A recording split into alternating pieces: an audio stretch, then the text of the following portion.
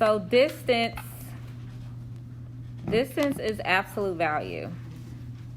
So whenever you're asked for the distance, that's another way of saying absolute value. And remember that it is always positive.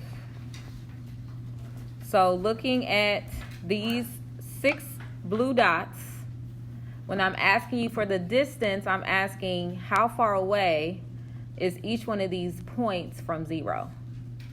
So let's look at the first one, point A. Point A is located here. How far away is that from 0? How many hops do I have to go to get from this point to 0? 3. 3. So the distance is 3. What about point B? 5. Go ahead and fill out the last 4. It should take less than 30 seconds. Write the distances from 0. Distance has to be positive. It can be a decimal. It can be a fraction. But the main thing to keep in mind is that when you're asked for a distance, that's another way of saying what's the absolute value. Has to be positive. So what did you write for C? Positive 3 or negative 3? Good job. What about D? 1.5, because this point, it says, that's why it has a little arrow. It's 1.5 jumps. E, positive or negative? Positive 2.5 or 2.5. And what about F? 0.81. All right, go ahead, take out your review books, go to page 93. We're going to practice writing linear equations today.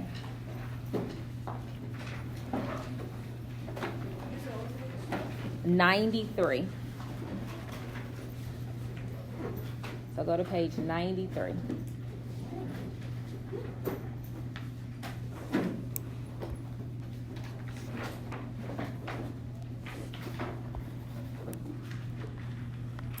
So the equation of a linear function can be written many different ways. So we're going to talk about 3 different ways to write a linear equation.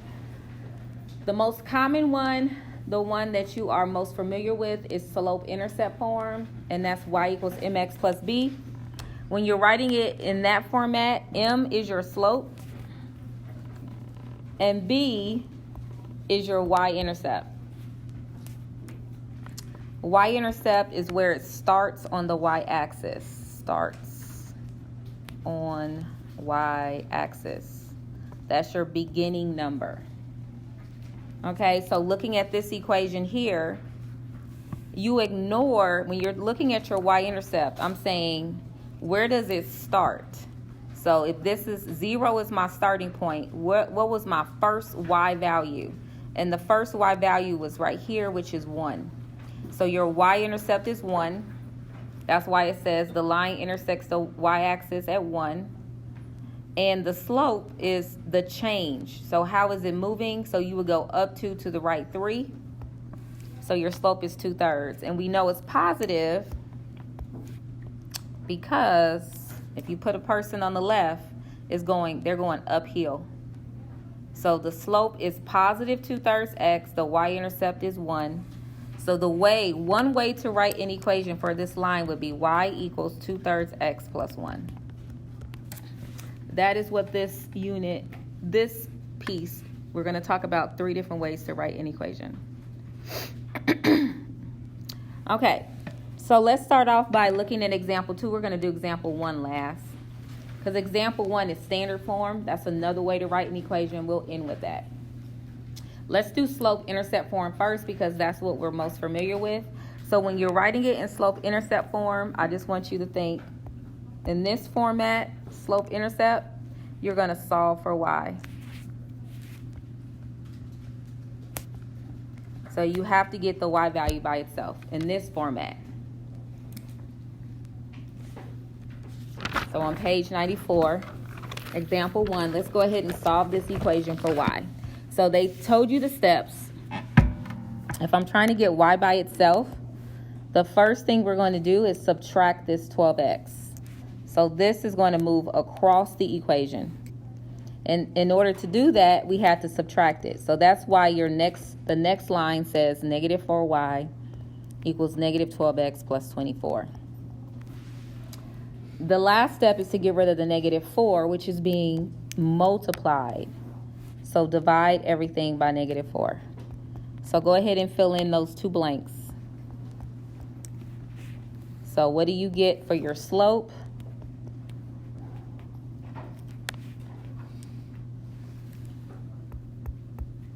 So to find the slope, you would take negative 12 divided by negative 4. To find your y-intercept is 24 divided by negative 4.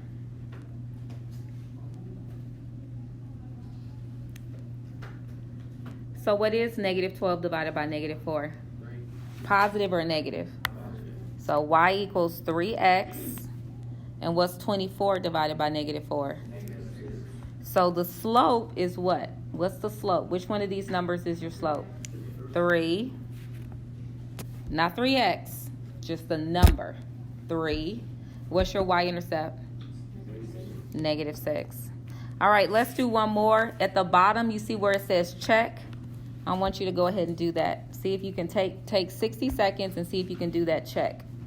That's at the right under it. So it says 4x equals negative 2y plus 22.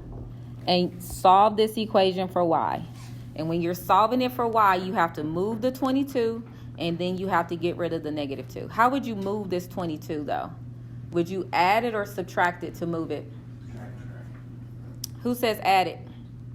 All right, is it positive or negative? So what's the opposite of adding? So you would start by subtracting 22. So go ahead, subtract the 22. Take this 22 and move it over.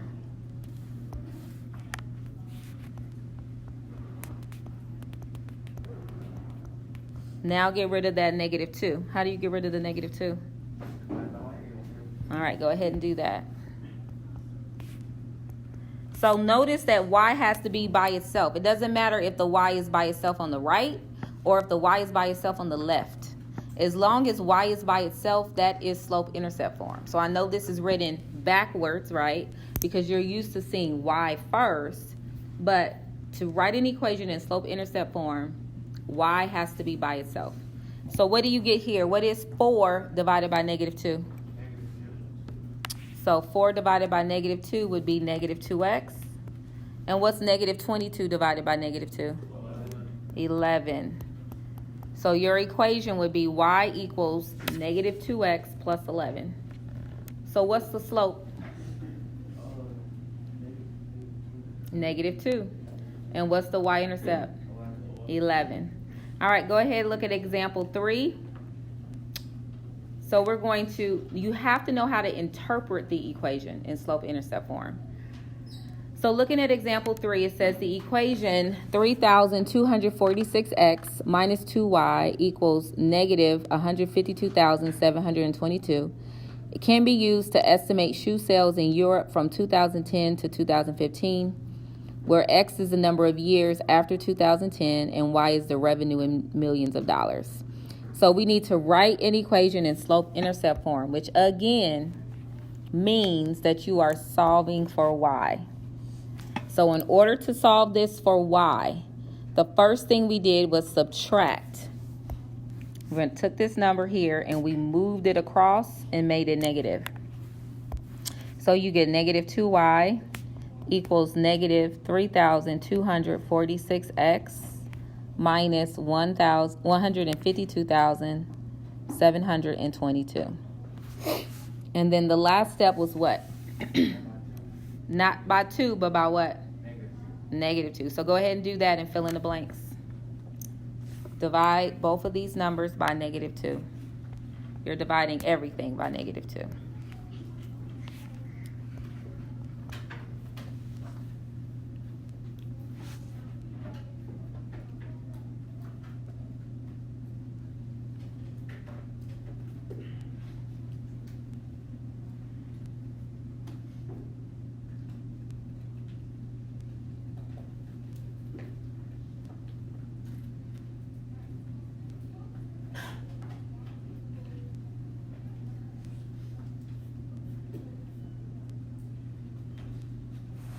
So when you divide, your equation should be y equals 1623x plus 73,361. All right, so no, not 73, sorry. 76,361. All right, make sure I got that right. Is that what you all got? Okay. All right, so what does this mean? Because on your test, which is September 20th, you have to write it and you have to tell me what it means, okay? Your slope is, again, M is your change. M is the change. B is your start. That's the meaning. So if we're talking about shoe sales per year, so this tells me that each year that 1,623 represents the increase that we're selling $1,623 each year. So every year we're increasing our sales. So this represents the change, and that change can either be a positive change or a negative change. Okay, so either it's going up or it's going down. And then this represents the starting. Okay, but what year did we start? What year did we start this equation? So go ahead and read the word problem. What year did we start? 2010. Does everyone see that? That's important. So that means in 2010, because that's where we started, there were 76,361. So we started off with 76,361 in 2010. All right, let's go ahead and go to example 4. So for example 4, we have to find the slope and we have to find the y-intercept. So take a minute, read example 4.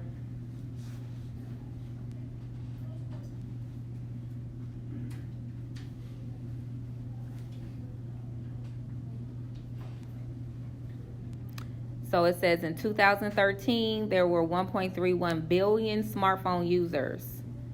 And in 2017, there were 2.38 billion smartphone users. We have to write an equation.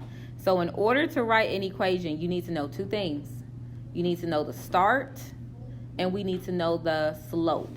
Now, we already know the start because we're comparing starting in 2013. So in 2013, we have 1.31 billion. This is my start. This is my start.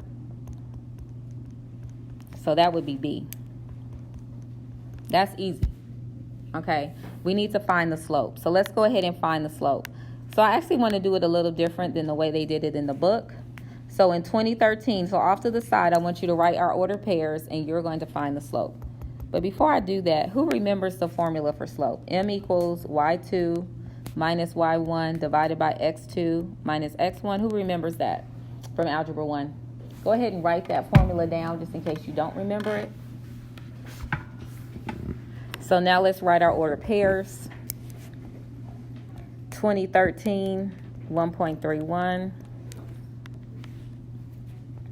2017, 2.38.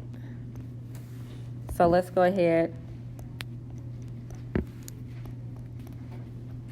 label it, and let's go ahead and find our slope. So I'm just doing it a little differently because even though 2013 is year 0 and 2017 is year 4, I'm not sure if you would recognize that on the test. So I just wrote the order pair using the actual years, okay? It's the same answer though.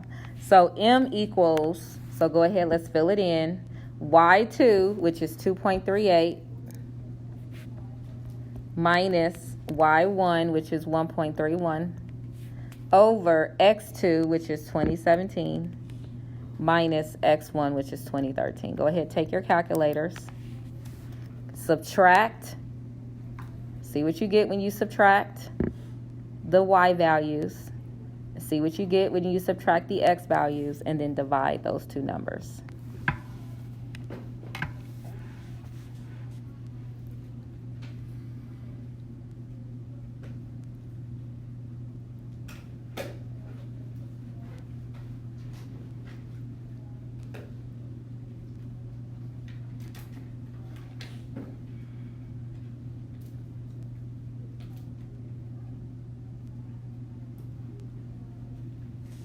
So 2.38 minus 1.31 is 1.07. So now take 1.07 and divide that by 4. And tell me what you get. What does your calculator tell you?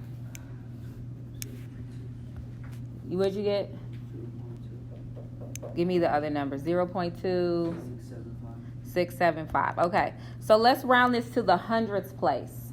So will this 6 right here, if I'm rounding it, does this stay a 6 or do I round it up to a 7? Goes to a 7 because the next number is 5 or more. So we're going to say our slope is 0.27. That's my slope. Remember, slope is the change. So that means that every year we have 0.27 billion more cell phone users. That's the change. Slope is the change. So 0.27. All right, let's go to the next page. We already know B is 1.31. So we figured out our slope, and now we know B. So let's pull it together and write our equation. So your equation is y equals 0.27x plus 1.31.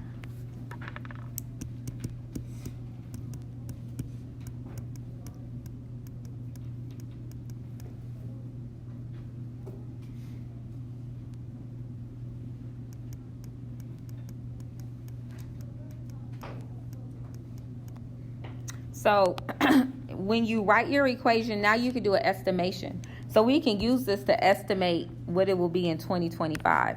I want to walk you through how they did this so that you're able to do it in the homework. So first we had to figure out how many years passed between 2025 and 2013. And we get 12. And then we substitute the 12 in for x. So go ahead in your calculators. I want you to just verify this. So if you take the 12 and you put it right here, that means you have 0.27 times 12 plus 1.31. Go ahead, type that in your calculator. Because now we can make a prediction into the future. So we can predict how many people will have cell phones in 2025 based off this equation. So 0.27 times 12 plus 1.31. Did you get 4.55? So that means that we would have 4.55 billion cell phone users in the year 2025. All right, so now let's go back to page 93 and do example 1, and then we will end there. So example 1, so remember I started off by saying that there are 3 different ways you can write an equation. We're only going to talk about 2 today. The first one was slope-intercept form, and the second one is called standard form. So what I want you to do, because these directions might be a little confusing, so I want you off to the side. Let's write what standard form looks like. So first of all, in standard form, you have ax plus by equals c. So when you write this format, y is not by itself. X and y are on one side, and the number is on the other side. All right, a is positive. So whatever number that's in front of x, it has to be positive. So a cannot be negative. B and C can be negative, but not a. And the last thing to keep in mind is there are no fractions, all whole numbers. So just say all whole numbers. So these are your 2 rules for standard form. So your first step would be, so right now this is slope-intercept form. The first step is going to be to take this and move it across. So this is going to come across. And when it comes across, it is now negative.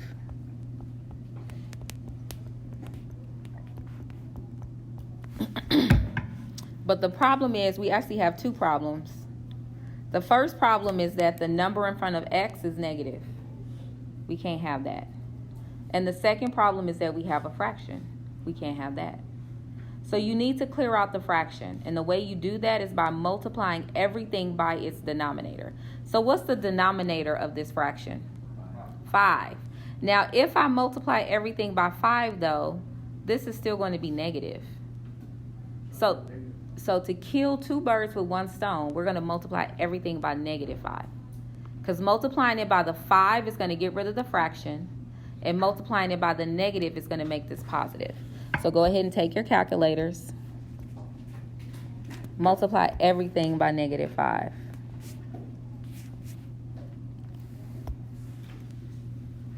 So take -5 times -2/5. Then take -5 times, there's an invisible 1 right here. -5 times 1. And then you take -5 times 14.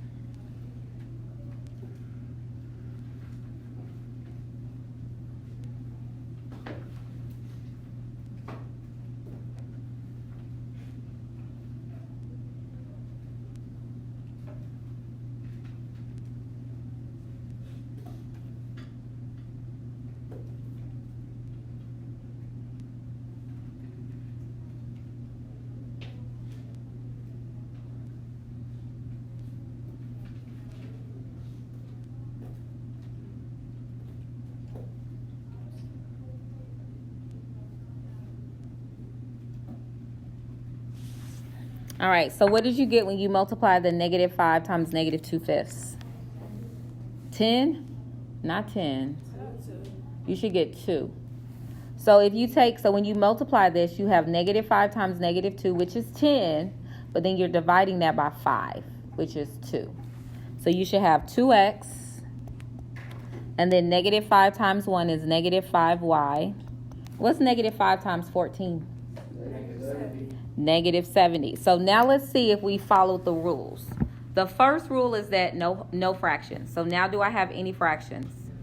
And is A, the number in front of x, is that a positive number? Yes. That's all. That's the most important. That's the 2 rules for standard form. So A is 2, B is -5, and C is -70. All right, go ahead and take out a sheet of paper so you can copy down homework 10. Homework 10 is due on Friday. Don't put away your books because y'all supposed to be working on homework. But I wanted to give you the homework so you all can write it down. So this is your homework. It's due on Friday. Go ahead and get started on it. The goal that I would have, because you still have quite a bit of time, is to do these before you leave class. Try to get that part done.